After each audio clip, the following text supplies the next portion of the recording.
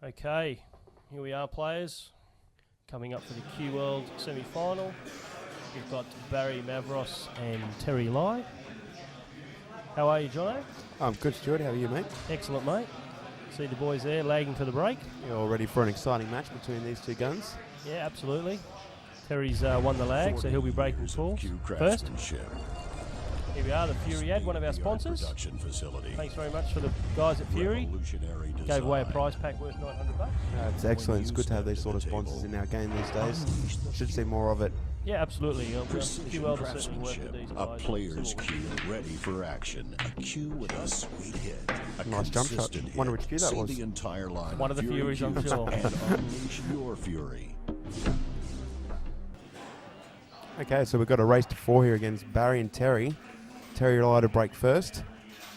Let's see what he can muster up in this break.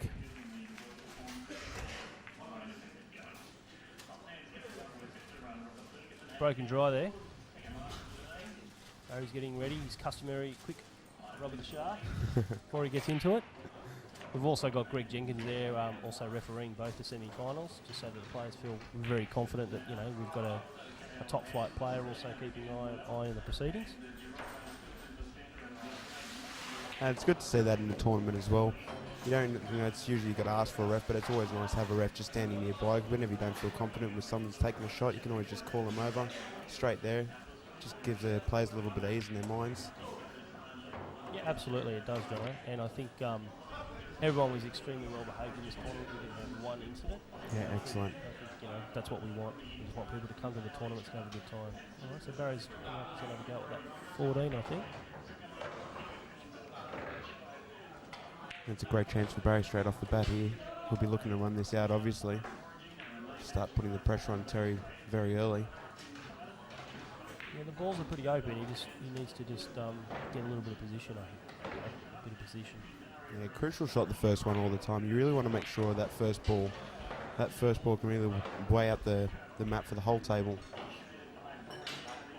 Absolutely, and it's good to see Barry actually, taking the time to walk around the table.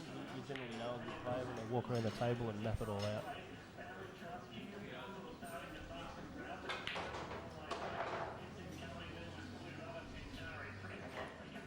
Whoa. Wow. Barry, I don't think you mapped that one out, mate. What happened there? No, I think he wanted to take the 14 first, but he wasn't confident he was going to get it. And just overscrewed on that 9. Maybe first shot jitters just you. Yeah, it could be. Absolutely. I think obviously Barry and Terry are mates as well. Played on the Freaks for so many years. So, yes, indeed. I think there's obviously a bit of rivalry there, but also too a mutual respect for their games. Yeah, well, they both know what each other can do. They've played with each other many times in practice and in tournaments, meeting each other. They know what they're both capable of.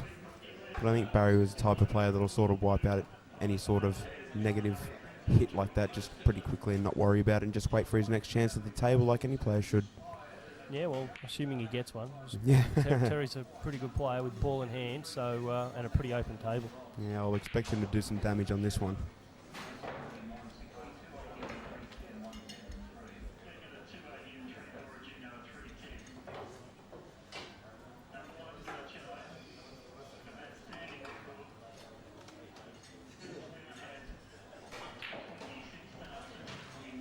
I only see one problem ball here, and that's the one he's taking now. Oh, he's manoeuvred it quite well over there for the 10, I think. You might even look at that 12 in the corner. Don't think it's on.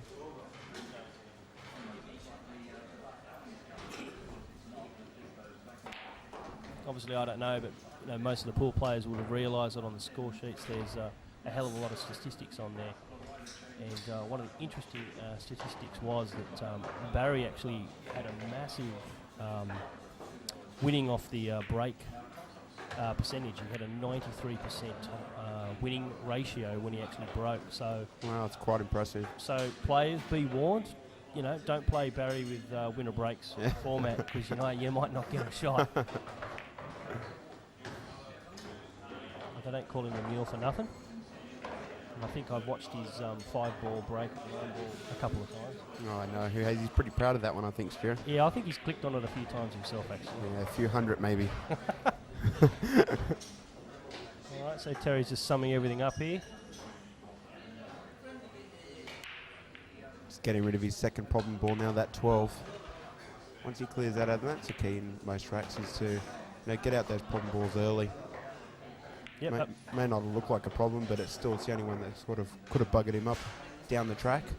Now he's just got a couple balls left, and then the black has just got to play them confidently and nice, and I'm sure he'll finish.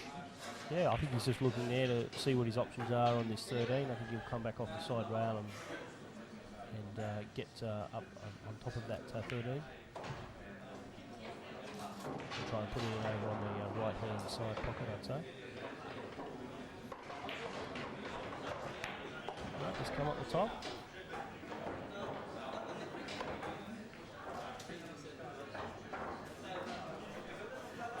I've got to say the conditions down there were very, very hot. I think it was really a battle of survival for all the players. I think it was about 36 degrees. Yeah, wow. It was the air conditioning, was working, but obviously so many people in there really would affect. A few shiny heads in that one. Absolutely, it's definitely the way of dealing with it that made the difference between players winning and losing. I think sometimes. Yeah, well, it's a big thing to struggle in the heat like that. It can really affect someone's play. I know I'm the type of person that will struggle in the heat a little bit. Yeah, well, we had a bit of a rush on gloves actually with the boys. Excellent. So that was always good, but I think other than that, I think the players had a great time. It was a great event. Nice shot there, Terry. Beautiful. Well played. Confident stroke. That's what you want. Yep. It was probably one of the few times we knew that what the forecast was going to be for the actual tournament, and we knew it was going to be hot, and so we let the players off a little bit and said, look, we're going to try and cool it down as much as we could, and some things are out of our control as promoters and tournament organisers. Yeah, well, I think you want everyone to be happy as well, and that definitely adds to it when you get a little bit of leeway there, and especially when the conditions are like that, you just can't help it, I don't think. Yeah, I think Barry's miscued on that break, mate. He's just come off the side a little bit. Just didn't hit that really clean. You can see there's a few clusters in the middle, and it wasn't a normal Barry break. Maybe he's playing a bit more conservatively after seeing maybe open up the table last time. Yeah, it could be. I know Barry's usually trying to make balls on the break. He's backing himself to run out.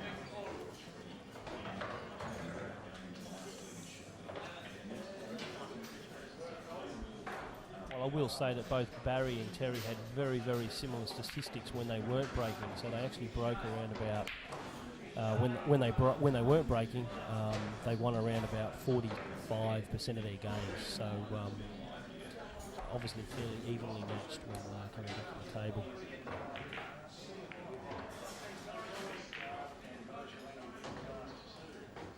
It's a nice shot there by Terry Lai. Played that really nice. Developed one of his balls. Still got a couple of problems. Still got to do a little bit of work here, but I'm sure he'll try to work out something to move that white ball around. What I like about these two players, they really do take the time to work out how to get the problem balls out.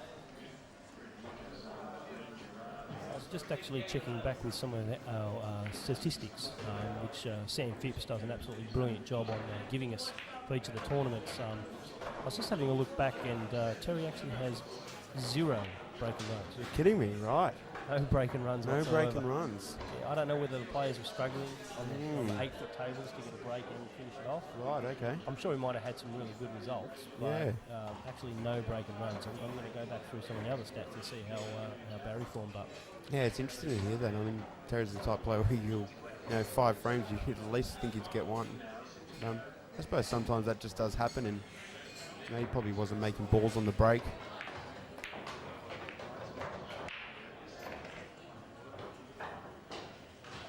He's managed to get a ball out here. He's left, I think, the 15 on.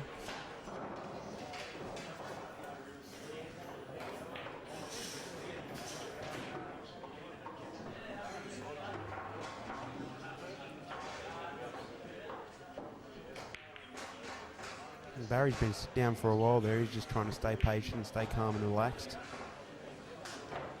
It can really frustrate some people just sitting down and watching. Well, Barry also had some great results, but no breaking runs. No breaking runs again, wow, He interesting. had a couple of 10-0s in there, but they're obviously against the right. So his opponent's broken dry and he's come in and cleaned them up. He hasn't actually ever broken down. So very interesting statistic to come out of that. And interesting compared to that he's won 93% of when he's broken. Incorrect. I can't believe he hasn't had a breaking run amongst them.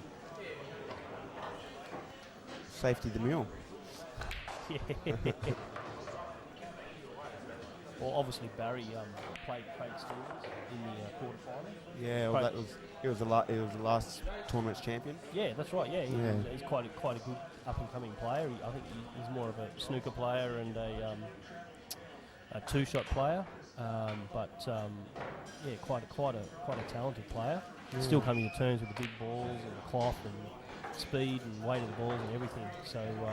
Well, I watched his match, or watched most of his matches as much as I could anyway, and I thought he was good. I thought just watching him play was very calm and relaxed, and just really took his time when he needed to, and played very solid. Nothing special, but just did what he needed to do every time.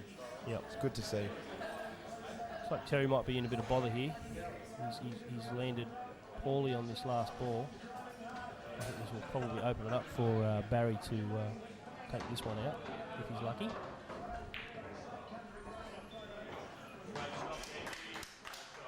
Always remember, guys, when you go to the movie theatre, put your phone on silent.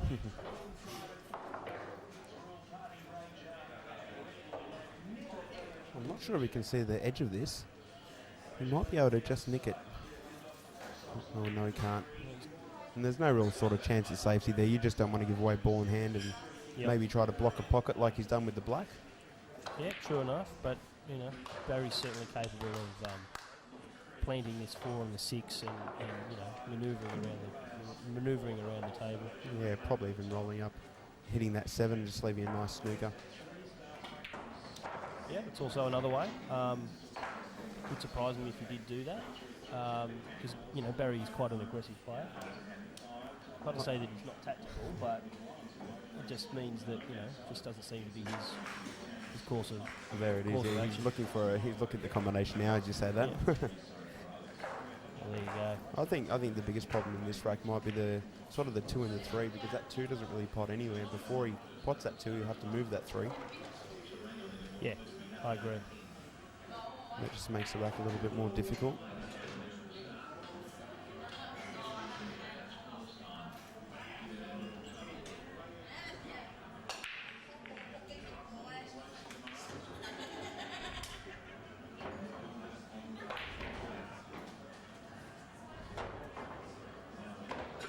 Well, he could have landed worse.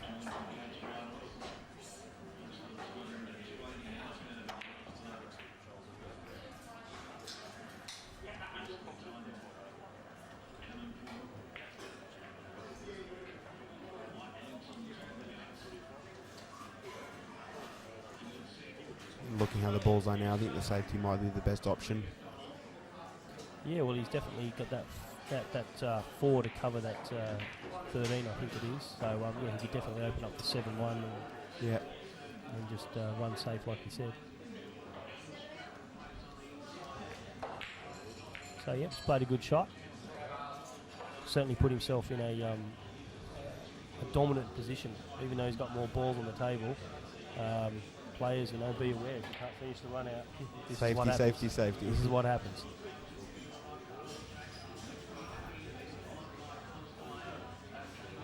I think that's the last thing you want to do against any of the top players. Even any player who's missed towards the end of the rack, it just makes it so much more difficult to win. And just really gets them in, and every time you're looking at the table, they're either snookered or they're potting out on you. Oh. He's pulled that 2 ball out. He really didn't want to do that. That's just made it a lot easier to finish from here. Yeah, absolutely. Yeah, you were saying before it was probably his problem ball. Now it's one ball he doesn't have to worry about, and everything else is pretty much on. So let's see if he can keep composure and finish. Yeah, I think Barry will. Barry's looking pretty focused. He was very dominant throughout the whole tournament. He really didn't give much of his opponents a chance. I mean, he had some absolutely great percentages and. Definitely a breakthrough player, and I think Barry's just waiting to get a tournament under his belt.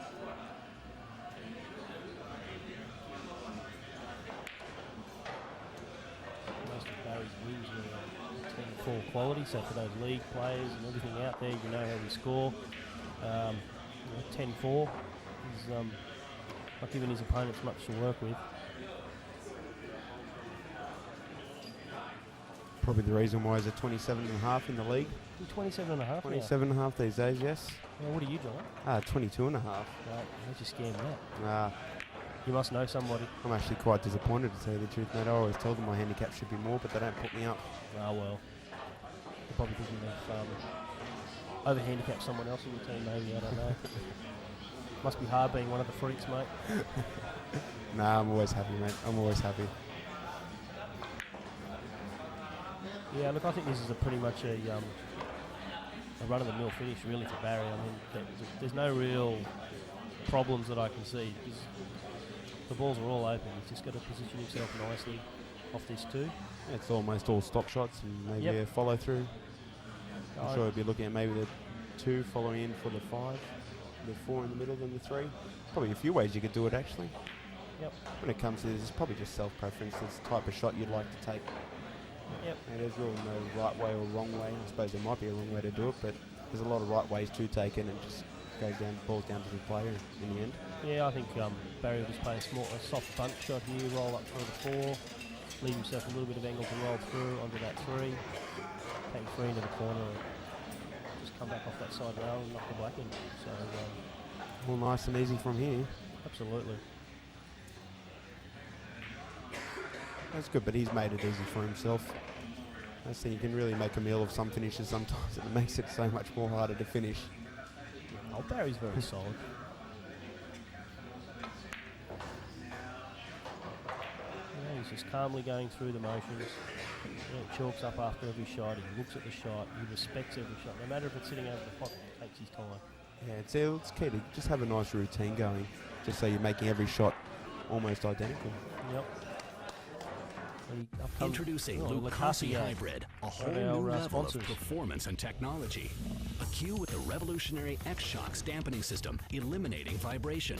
G5 grip technology for enhanced traction and stability results in maximum cue control. Total sweet spot construction means unmatched power. And the Zero Flex Point ferrule provides dead-on accuracy, giving you the confidence you need in every shot. Lucasi Hybrid, the only cue that matters. Well, here you go, Lucasi Cues.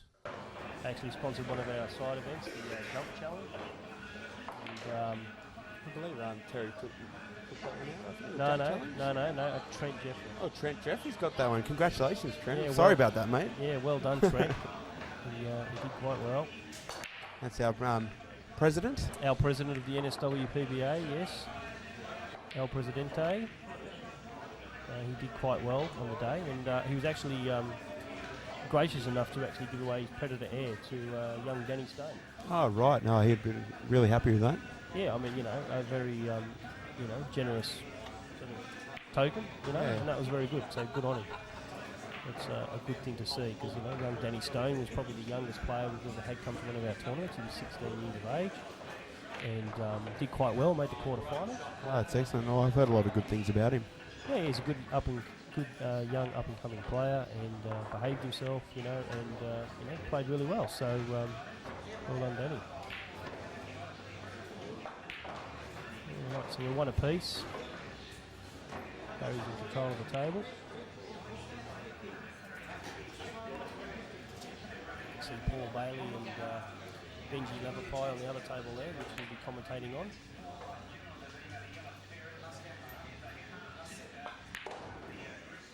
He landed a little bit awkwardly on that one. Yep. Not sure if he can see the edge of that 5 to bring it back into that left pocket. Yeah, I think he can, but it's Still not what he wanted. no, it's a bit of a wayward shot. Still plenty of traffic on the table, and Yeah, you'll be losing the white ball in a shot like this. I think he was just trying to pop up for the 2 ball in the corner. yep.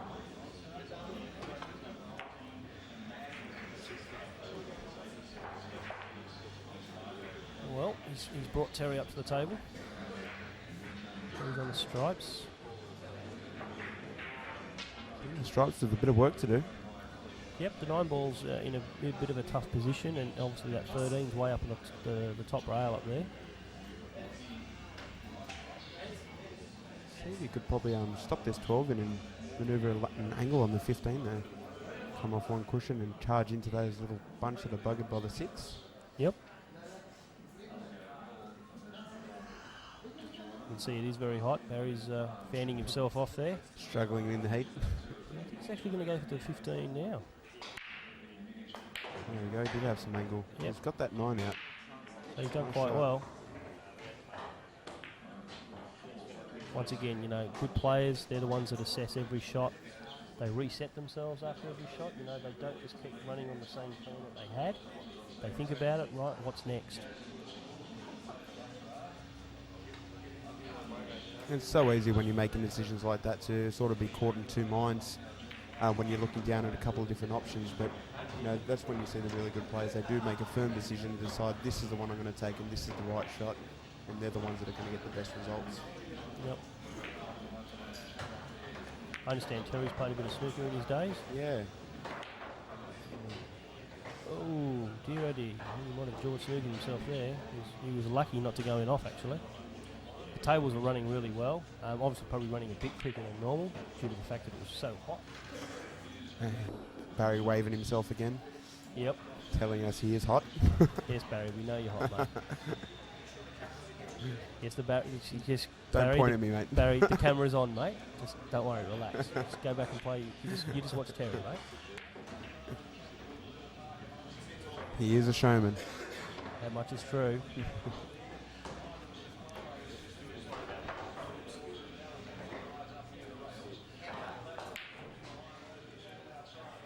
Those window panels came up fantastically for Yeah, they sure did.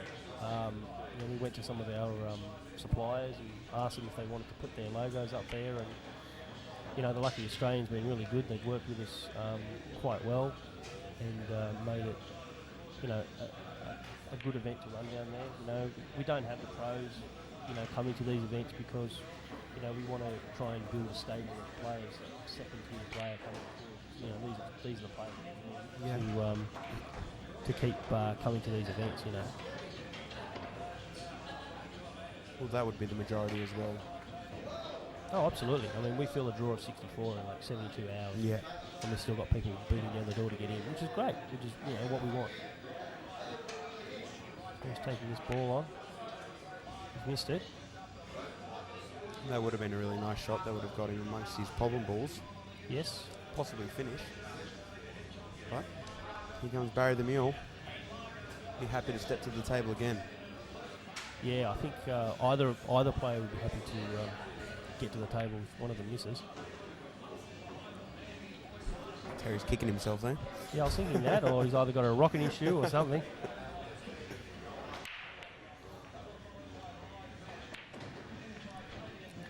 So what are your plans, John? Are you going to Vegas next year? Believe I am going to Vegas next year. Yeah, I'd love to. How about you? Don't know yet, mate. Haven't decided. Haven't decided. I'm thinking about going, but I think I'll put in a bit of practice before I go, mate. I didn't play league for the last half of the year. I decided to take a break. My work and the business has just been, you know, pretty flat out. Yeah, we keep you very busy. Yeah. I think that's what's what I find about Vegas going there. I mean, it's obviously good to practice and get ready for it, but just going to Vegas gets you more prepared than what you'd ever be for any other time in your life. You know, it will take you to another level. You know, just going there, being around a lot of tables, so many different players from all around the world. It's just a good event for every type of player. Oh, it is. Absolutely. I know the first time I went in 2000, we went our trip back in 1999, so it's a long time between drinks. I've been in the finals 5 times and be the bridesmaid 4. Oh my God. So, you know, it's... the money's a bit of a slap in the face when they hand it to you, isn't it? Oh, yeah, and the trophy doesn't sit too well on the, on the cabinet, I can tell you that. But, you know, that's the way it goes sometimes, you know, you can't always win. But... just fight harder next time. Yeah, that's it. And look, you know, definitely a great opportunity for any player that hasn't been to Vegas. It definitely is a trip of a lifetime because, like you say, you know, there's 350 pool tables, 7,000 players. You know, there's $600,000-$700,000 on offer. There's all the side events which, you know, we've adopted in our tournaments. Yeah. There's nothing worse than going to a tournament and having to sit around all day and nothing to do. Well, that's why this event's such a good one. You know, You know, even if there is a little bit of waiting, which it's not too bad, you've just always got something to play. You know, you've got a jump competition, the pot the lot, the big break, I think it was called. Is that right? Yeah, we had the big break, we had the speed break, we also had the cutthroat challenge, which was basically have a crack at Greg if you can. Oh, right, I see. How did he fare? Yeah, good. I think he only lost probably 3 or 4 matches, maybe 5. Right. Yeah, he didn't lose a lot. Out of about how many?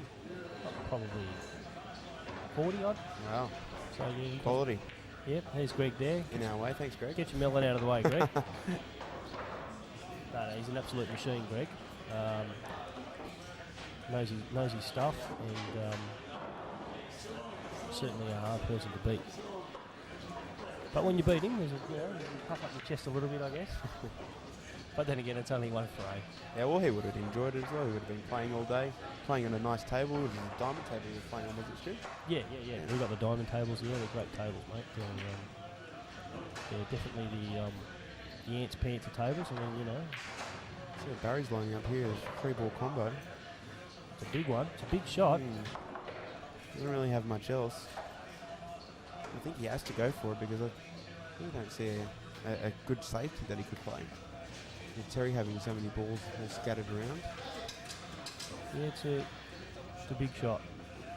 I think even if he misses it, he'll probably play this at a speed where he can leave the 2-ball over the pocket and just block that 12 and the 15. Just make it a little bit harder for him.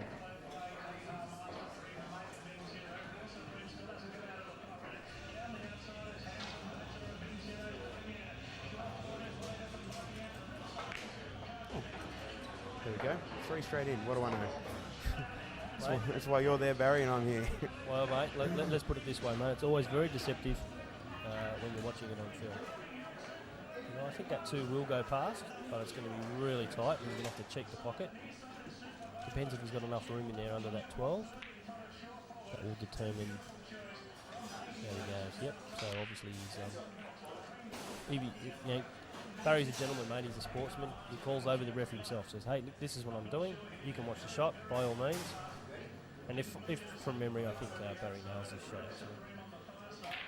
And that's pretty good. I mean, that's pretty good composure under pressure, especially when you've got a ref watching you. I think some players like having the ref watching as well. Well, it's just like when if you ever coach a person, someone that's just started pool, or you're giving someone lessons, or you're showing someone, you're trying to get them interested into the game, you're telling them all these things, and you're really just reminding yourself of all the things that you should be doing. Yeah, I know, and I think Greg's coached quite a few of the good players, coming through.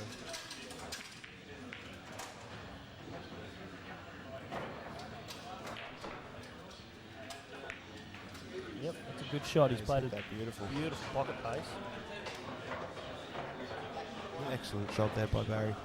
Barry's calling a black. I mean, 8 ball is a nomination game, and even if the black's straight on, you have to call the black. Because, if you happen to miss cue or come off a knuckle and it goes in another pocket, you've lost the game. Yeah, exactly. And that's the thing. I mean, even in this game, Barry and Terry are pretty good mates, and Barry wouldn't have to call the black, but I think he just does it just to get him in good stead and just remember to do it for all these games and just do it in